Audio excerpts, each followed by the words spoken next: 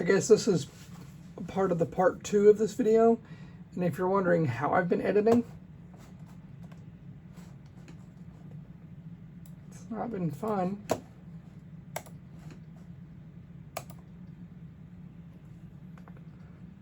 Alright. But how I've been doing it, most of the work's been done on the phone, and then a little bit of work gets done here or here. So either do the work on here, on the Mac, or I do it on the desktop. Alright, so we're going to fix my computer now. Yeah. Essentially, I just need all my stuff from this one, my current one. Because, I mean, everything's going to be pretty much swapped. 3080.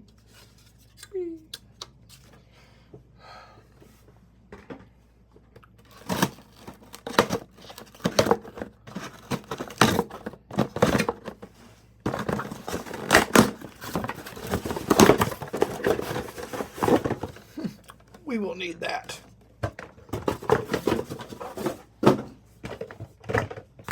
Actually, let me use this to be a better mic. Alright, we got the 3080. Tough Gaming Asus 3080. I only chose it because it was what was in stock at the time. Pretend you're trying to buy a 4090 today. That's how the shortage was then. B550 board. Conveniently, the exact same as my problematic B550 board.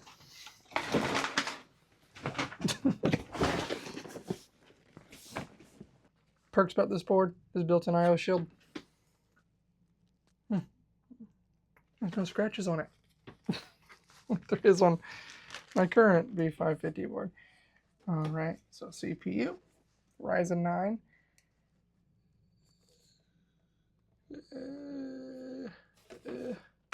5900 XT, so a few more cores. So between 1224 is 1632, so 4 more cores.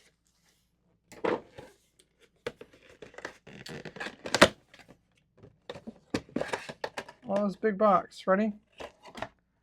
For that. And that. All it was. This little box right here. 32 gigabytes of DDR4. Corsair DDR4. Oh, the air conditioner kicked on. I don't know how, we'll find out how good. I have the noise cancelers turned up all on these things. Put that aside, because I don't have any of my old boxes. I used to have that big box wall, and all I have left is a few choice boxes. Corsair thermal paste, because it's what they had at Walmart.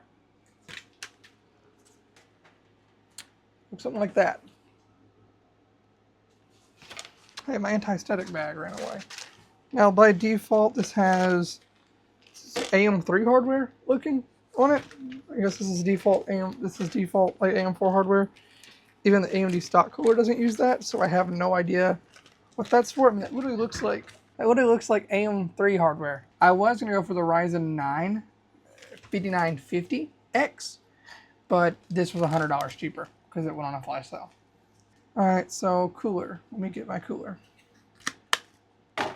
It might be slightly broken, but it's still a pretty good cooler. So that's what we're going to use. Not a bad looking case. It's got good I/O, 2 USB, and a Type-C, which is a big upgrade because I don't have a Type-C on my current case. Watch this motherboard need a BIOS update with an older CPU. Which I have one, conveniently, but imagine. All right, and there we go. And I made sure the logo was the right way.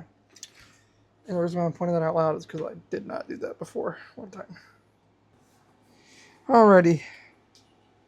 Got the power supply out. Got it put in there. And look at all that space I had to work around in there. I can still plug my cables in and everything without having to try. Okay. I want to go on Corsair's website, buy some more Corsair fans for go with my Corsair power supply, my Corsair case, and my Corsair thermal paste.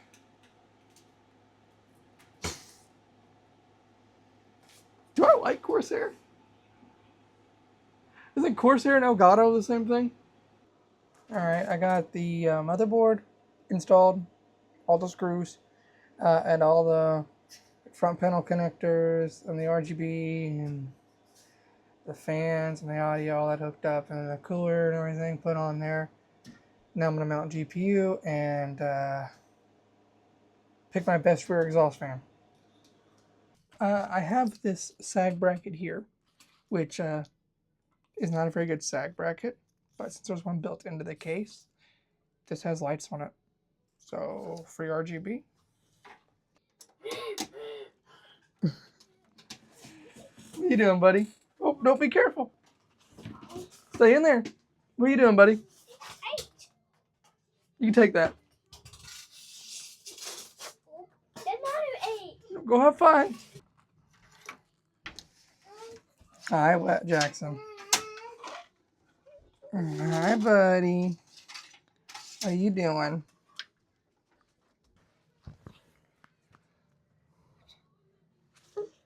Give me a kiss. Yep, give Daddy a kiss. Hey, give Daddy a kiss. Give me a kiss. What is that? That's mine. What is that? It's my thing. It's What my. is that? Alrighty, we're back. It's been a couple hours. Where were we? So I was installing hard drives last. I don't know if I was recording that or not. I don't remember. That's the last thing I was doing was hard drives. Well, SSDs. I got 2 of them mounted in the back here. Oh, there's where my light went. And then I got to go through these 500 gigs because one of these have an OS on them and the other one doesn't. And the one that has an OS is for the server. So I got to find out which that one is. All right, now for the moment of truth. Test this out here. This thing down here, the USB hub at the bottom. There we go. She lit up. She came to life. All right, so I figured out what one of these accessories are for. Where'd it go? So this black thing here goes inside of this thing here. That's what this does. So you can have it like a mesh. It'll be kind of see-through, which I think it looks better with the RGB like that. Well, I'm gonna redo my setup to accommodate this up here, but I mean, look at this bad boy. She's all put together. I guess I'm going to test the front USB-C. Look, we're back in this game again. All right. Well, that's already an immediate difference. Wow, would you look at that? I guess let's do what we did last time and drive around. Wow. Would you look at that? It's playable. Oh, would you look at that? It's smooth. It's pretty much a solid 50 FPS. Like, that's crazy. Oh, I just. Ow, shit! I don't think I need to do this anymore. It's obvious it's better. Look at all those cores.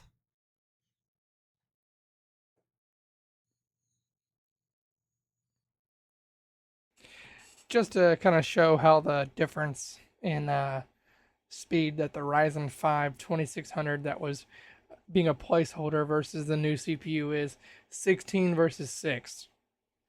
Now think about that being a 2-hour render and not just a 16-minute render.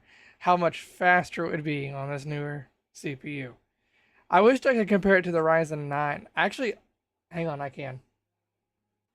Well, it's not that big of a difference. I had to pull up a old Project Zomboid playthrough that I had still sitting there with all the footage because I try to delete some of the old stuff once I use it, but I still had it. So hey, a minute versus the 5900X and the XT, which is just the XT has 4 extra cores and what, 8 threads extra, something like that. Yeah. There you go. Cool. I don't know. I don't even know what I'm doing anymore. I enjoy this.